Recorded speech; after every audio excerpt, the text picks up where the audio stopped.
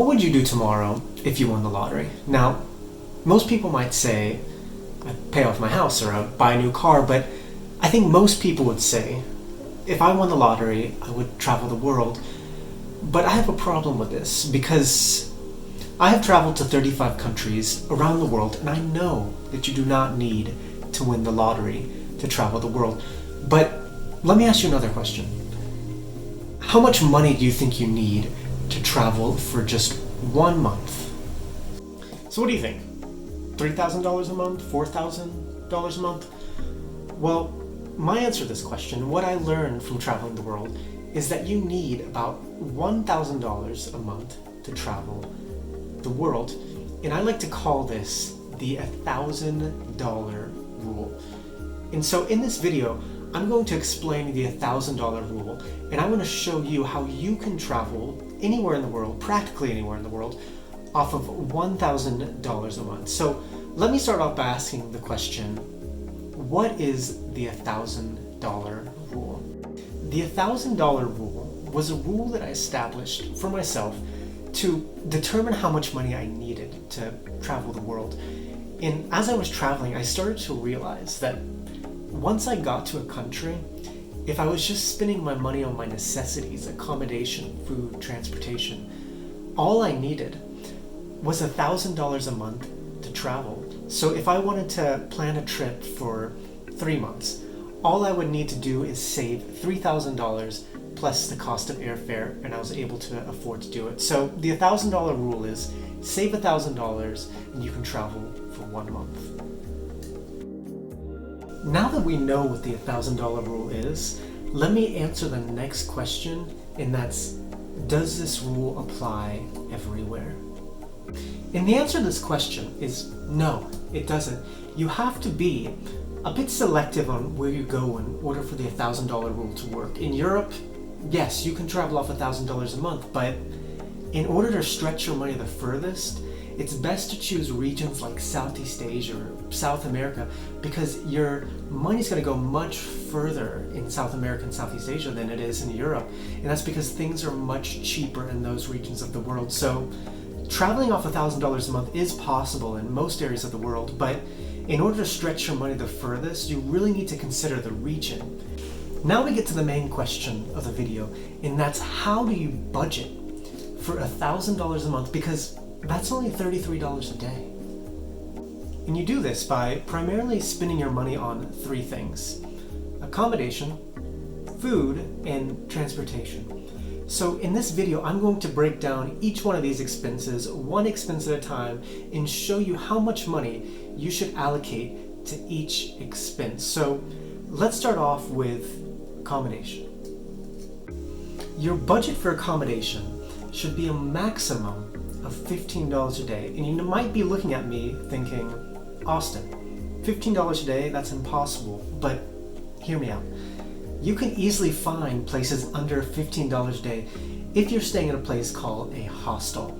And hostels are one of the cheapest forms of accommodation on planet Earth, where instead of getting a private room, you're often sleeping in a dorm room with a bunch of other people. And although it's not the most glamorous way to travel, it's an extremely cheap way to travel, and it's so possible to find places under $15. So the best place to find hostels is a website called Hostel World. So let's go on the website, and I'm going to walk you through my process of finding a cheap hostel under $15. Alright, so here we are at the website Hostel World. So I'm going to walk you through my process to find a hostel that is under $15. So I'm going to first type in my destination. I'm going to type in Bangkok, Thailand, and you're going to notice that prices are going to be extremely cheap, and this is because Thailand is a very cheap country, but this is a great example to show you how cheap a hostel can be.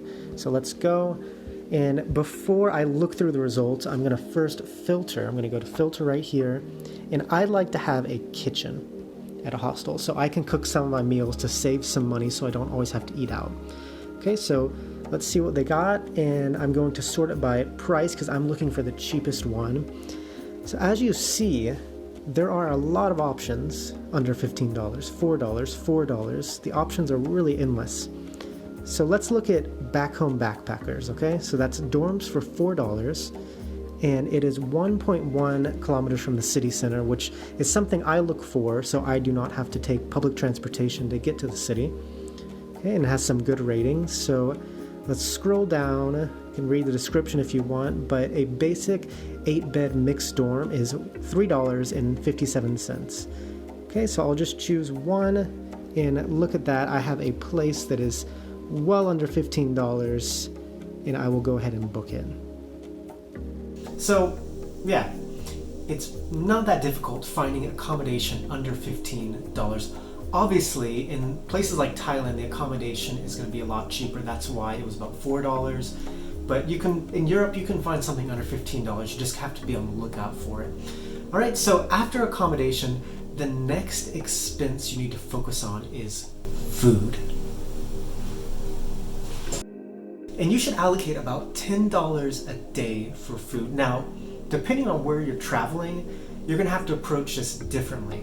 Your strategy if you're traveling in Europe is going to be a lot different than your strategy if you're traveling in South America.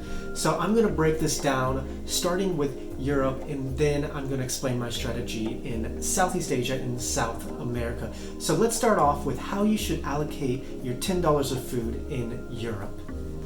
Now, the key to keeping your budget below $10 a day for food in Europe is by cooking your own food.